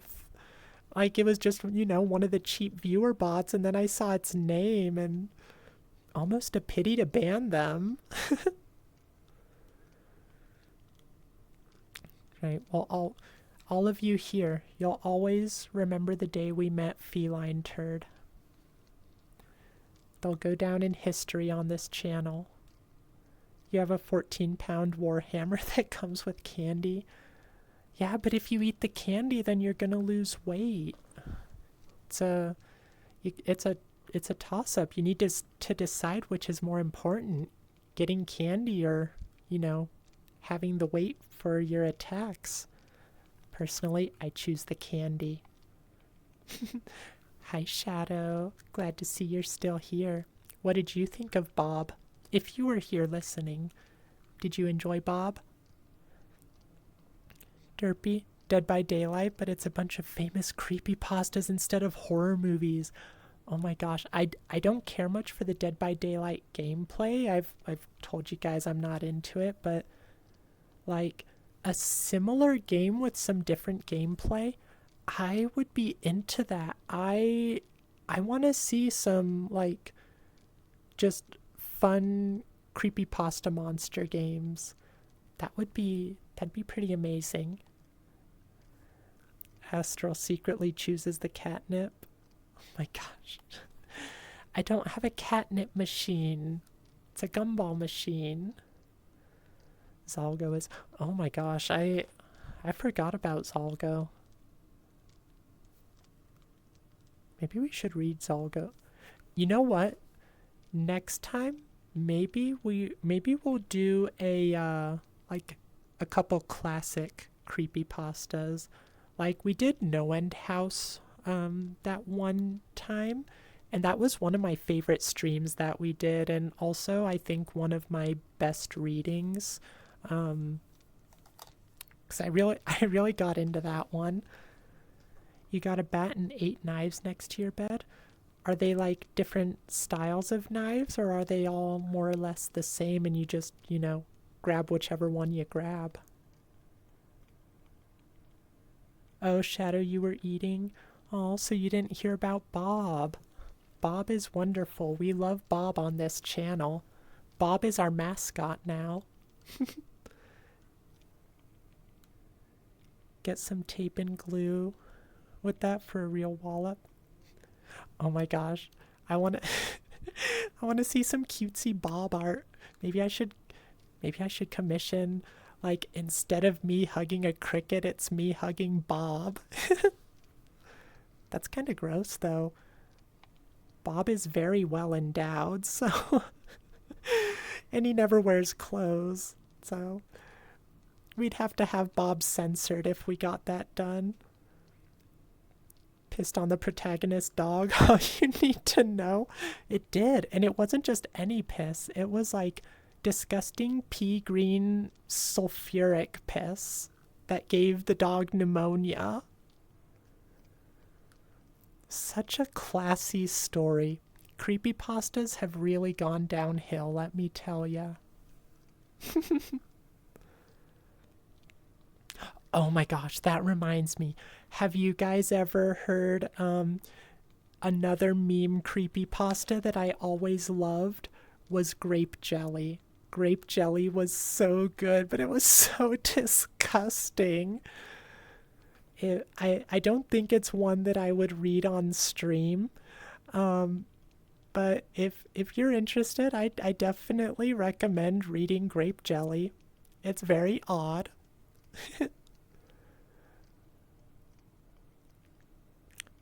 Connor, your biggest one is a skinning knife for a deer? Ooh. Is that your favorite one or just the biggest one? Do you have a favorite knife? Brayden, time for a high-class bout. Oh my gosh. Alright, Brayden versus Nate. Oh my gosh, hi Yuki. It's good to see you.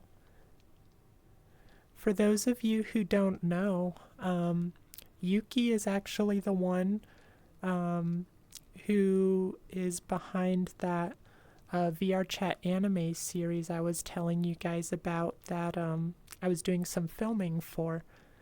And there's kind of a hiatus going on with it while some things are restructured, but yeah, I met a lot of really good people doing that.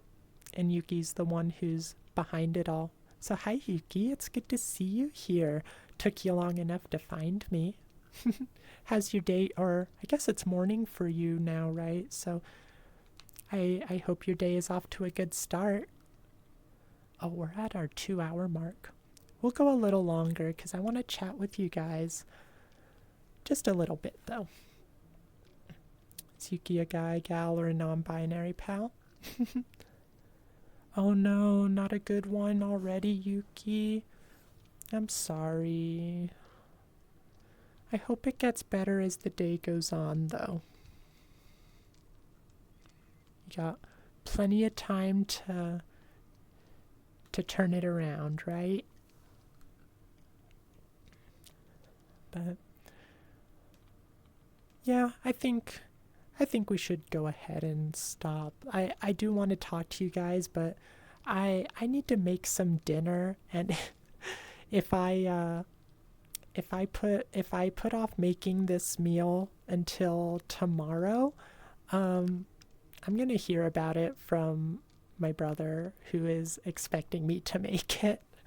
We're gonna make some Korean beef, not like fancy stuff, but just some like ground meat with a good Korean beef marinade, I guess. Some white rice. It's really delicious though. I love it. It's a nice, easy meal.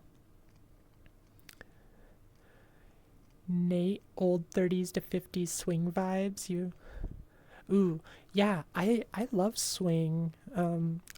Whether it's electro swing or classic swing, and just the art aesthetics of like those old cartoons like Cuphead. I really enjoy those as well. I still need to play Cuphead though. Eat your cat. No, I don't want cat food. I want Korean beef. Don't make me eat cat food, Connor. I thought you liked me. Astral needs to make cat food? No, I'm not making cat food. I'm making Korean beef. Alright, that's wet beef flavored cat food is close enough. Oh my gosh, you guys are too much. I don't want cat food. Astral, you're S tier friend now. Because I don't want to eat cat food. Oh my gosh. I just want my Korean beef. Okay, let's find someone to raid. You guys can't be supervised. You are way too silly. I need to send you off somewhere else. Meow. Aw, thank you for following, Yuki. I think we're at, we're at 130. We've actually kind of, this is like the third time we've hit 130. Like we hit 130 and then, someone left, I guess, so it went back down to 129, and then it hit 130, and then it went back down to 129, and now it's at 130 again. Maybe 130 is just a cursed number for us.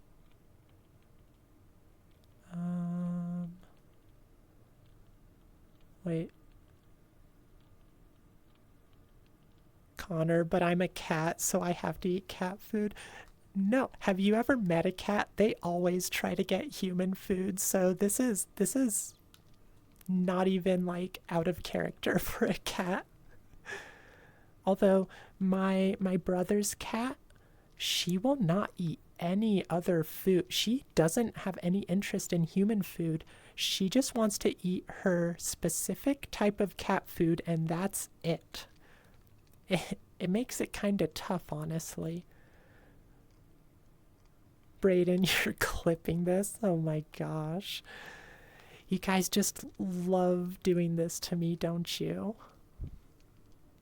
Wait, where's my camera? It's doing some weird stuff. Okay, there we go.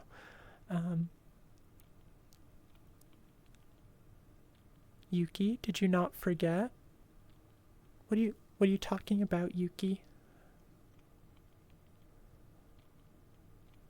Old-fashioned swing is so good, Nate. It just oh, you forgot to click follow. Oh my gosh. Aw, that's okay. You guys, I'd much rather, like, the follows are nice, you know? The best thing you guys can give me is, like, talking with me in chat. Like, not that if you just want to lurk, that's totally fine too. I appreciate the lurkers as much as the chatters. But it makes it a lot easier when there's an active chat going on. Like, it makes me feel like I'm, being a bit more engaging. And it can be kind of tricky with some of the story streams, because if people are like engaged with the story and just like listening, the chat can kind of die out. And so it's kind of like this double-edged sword where you don't have an active chat, but it's because they're listening to the story. Yeah, bye Connor, it's good to see you. We'll do Derpy's stretch, and then we'll get our raids set up. I haven't looked at who we've got yet, so we will see. Oh, it feels good. No popping yet, though. Oh, there it is. Oh my gosh. My body heard me say that, and it's like, challenge accepted. Oh, that feels really good. All right, so oh my gosh, I wasn't even stretching and it cracked that time. Monday, we are going to do a couple horror worlds. Hopefully with some friends. I'm hoping we'll get a slow, cosmic, at least those two. Maybe some others. Derpy, of course, you're always welcome to join. But yeah, we'll have a nice fun VR chat horror stream before we kick off the Cursed 13 on Wednesday. Wednesday will be our first Cursed 13 stream. Voting will last throughout Monday. You can vote for as many as you want on the Discord, and you can change your votes as many times as you want before then as well. So make sure you get that put in. And if you want to do any subbing, make sure you do it before September's over, because you can get some discounts on them. And that is going to do it for us for today. Let me go to our stream end screen, and we will... No, Monday is not the start of it, Brayden. Wednesday will be the first Curse 13 stream. We're just doing horror stuff on Monday just because I felt like doing it. Slow actually suggested a few different worlds, so I'm really hoping that they'll turn out fun.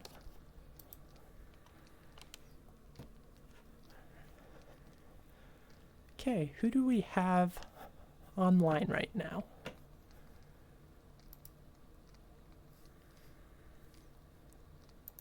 You want to see Astral scream in Phasmo? Oh, it'll definitely happen.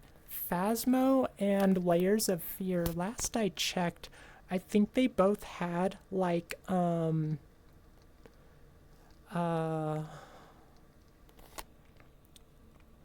what is it? I think they both had like 8 votes for them.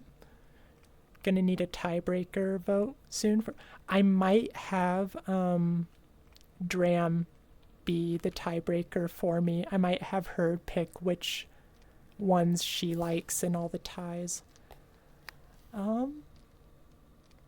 Oh, what is We Harvest? Oh, I wanted to play We Harvest Shadows. Maybe we'll go to that. Chronicler has 24 people painting some Warhammer things. Do you guys like, have you guys been enjoying when we go to Chronicler to watch him paint his Warhammer minifigures? Because we can either do him or I think she just started. Let me see this other person because I want to make sure they're not going to have like a ton of watchers before I raid them. I like to raid people either at or lower than my viewers. Usually. Like, you know, there's some leeway there.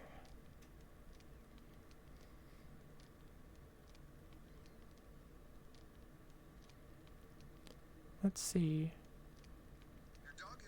So she's got 2 viewers right now. Gosh, I have to sit through an ad. I wanna make sure she's actually starting. I don't want to send you guys and then just have you waiting. Okay, she's starting soon. Do you guys want Warhammer painting or a game called We Harvest Shadows? That's supposed to be scary. Or at least scary vibes. Any preferences?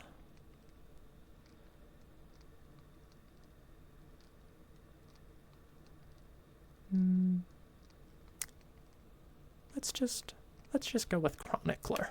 We'll do Chronicler.